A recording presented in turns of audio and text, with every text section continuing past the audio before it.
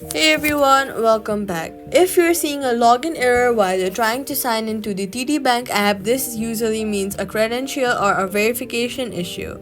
Here's how to fix it. First, double check your username and password for typing mistakes.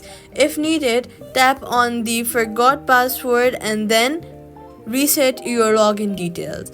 Follow all the credentials and then you'll be able to reset your password from forgot password.